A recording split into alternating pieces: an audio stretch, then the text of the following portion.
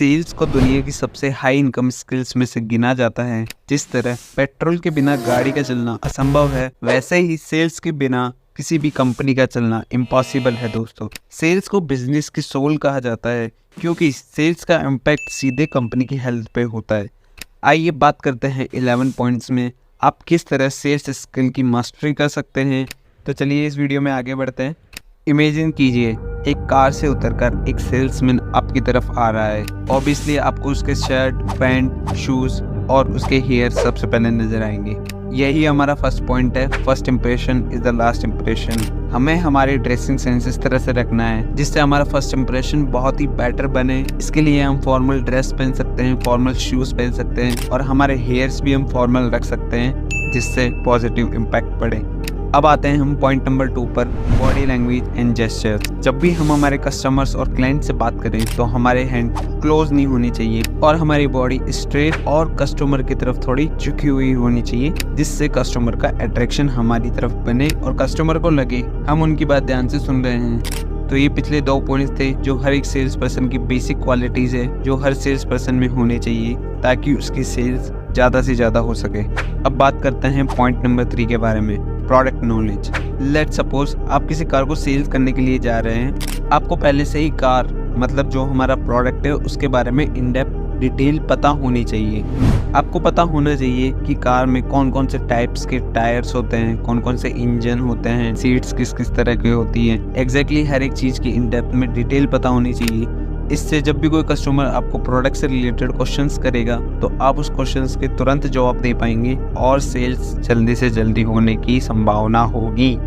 अब आइए बात करते हैं पॉइंट नंबर 4 के बारे में, जनरेट पर्सनलाइज कनेक्शन। अब आपने कभी देखा होगा जब भी हम किसी शोरूम में कार लेने के लिए जाते हैं तो हम कंफर्टेबल नहीं रहते, हमें मतलब कस्टमर को अनकंफर्टेबल फील होता है। तो इसी प्रॉब्लम को सॉल्व करने के लिए हमें जब भी कस्टमर से बात करें तो उनसे कनेक्शंस बिल्ड करनी चाहिए, कस्टमर से रिलेशनशिप बिल्ड करना चाहिए, जिससे कस्टमर का कोई भी क्वेश्चन हो या कोई भी क्वेरी हो वो आपसे आराम से ओपन होकर पूछे।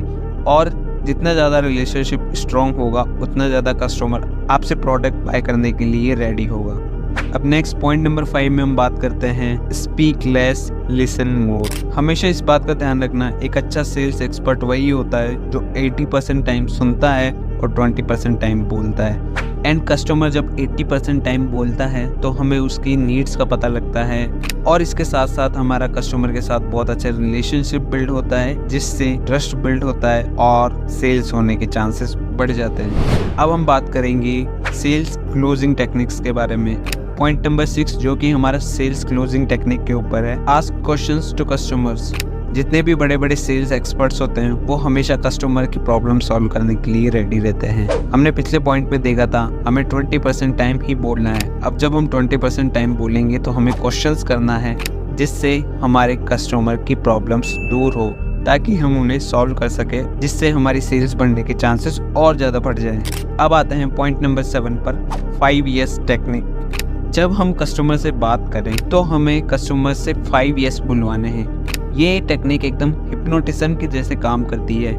आप इसे इस एग्जांपल से समझ सकते हैं, जैसे मैं किसी कस्टमर को क्वेश्चंस कर रहा हूँ। सफलता तो लाइफ में सबको एक ना एक बार मिलनी ही है, तो कस्टमर बोलेगा यस। इस प्रोडक्ट से क्या आपकी लाइफ की प्रॉब्लम सॉल्व होती है? कस्टमर बोलेगा यस। इससे क्या आपका काम आसान हो जाएगा? कस्टमर बोलेगा यस। इससे क्या आपका टाइम बचेगा? कस्टमर बोलेगा यस। इससे क्या आपका पैसा बचेगा? कस्टमर बोलेगा यस। तो क्या आपको ये प्रोडक्ट बाय करना चाहिए? तो ऑब्वियसली कस्टमर बोलेगा यस, क्योंकि उसके माइंड में 5 टाइम्स यस का पैटर्न बन चुका है, जिसकी वजह से कस्टमर ना नहीं बोल पाएगा और आपकी सेल्स बढ़ने के चांसेस ज़्यादा हो जाएंगे। अब आते हैं पॉइंट नंबर 8 के ऊपर, ट्रांसफर एंथुजियाज्म। आपके अंदर जितना भी प्रोडक्ट को लेकर कॉन्फिडेंस है, जितना भी एंथुजियाज्म है, आपको वो पूरा एंथुजियाज्म और कॉन्फिडेंस आपके कस्टमर में ट्रांसफर करना है। वो तभी होगा जब आप कस्टमर के सामने full confident and full energy से बात करेंगे, तो इससे कस्टमर ऑटोमेटिकली एक्साइट हो जाएगा और आपका प्रोडक्ट परचेज करने के लिए रेडी हो जाएगा। सेल्स क्लोजिंग का पॉइंट नंबर 9 है, door on the face technique. आप कस्टमर को आते ही प्रोडक्ट इतना महंगा दिखा दो कि कस्टमर को बहुत एक्सपेंसिव लगे, फिर उसे दूसरा प्रोडक्ट इतना सस्ता दिखा दो कि वो उसे देखते ही परचेज करने के लिए रेडी हो जाए। अब इसके बाद पॉइंट नंबर 10 आता है सेंस ऑफ अर्जेंसी। अब जब भी कस्टमर आपके पास आए तो कस्टमर को बोलो कि सामान ख़त्म हो गया, हमारे पास तो सामान है ही नहीं। तो इससे कस्टमर के माइंड में फोमो क्रिएट होगा, फियर ऑफ मिसिंग आउट। अगर कस्टमर को सच में उस प्रोडक्ट की ज़रूरत है तो वो आपको बोलेगा कि मुझे किसी भी हालत में ये प्रोडक्ट चाहिए, और वो कस्टमर आपको हाई प्राइस देने के लिए तैयार हो जाएगा। अब हम बात करते हैं पॉइंट नंबर 11 के बारे में, नाउ और नेवर अप्रोच। इस टेक्निक की सहायता से हम कस्टमर को तुरंत सामान सेल कर सकते हैं। यस, हम इंस्टेंट सेल निकाल सकते हैं। इसके लिए हम कस्टमर को एक्स्ट्रा ऑफर देना होगा, और वो भी लिमिटेड टाइम तक। अगर आप इस ज़मीन को 30 तारीख तक खरीदते हैं तो आपको पार्किंग के साथ साथ फ्री स्पेस भी मिलेगा। तो इस तरह से हम डिस्काउंट पे डिस्काउंट देकर कस्टमर से तुरंत सेल क्लोज करवा सकते हैं और हमारी सेल्स में ग्रोथ करवा सकते हैं। तो ये सेल्स स्ट्रेटजीज हम सीख कर हमारी लाइफ में अप्लाई कर सकते हैं, और हम हमारे बिजनेस में ज़्यादा से ज़्यादा सेल्स ग्रो कर सकते हैं।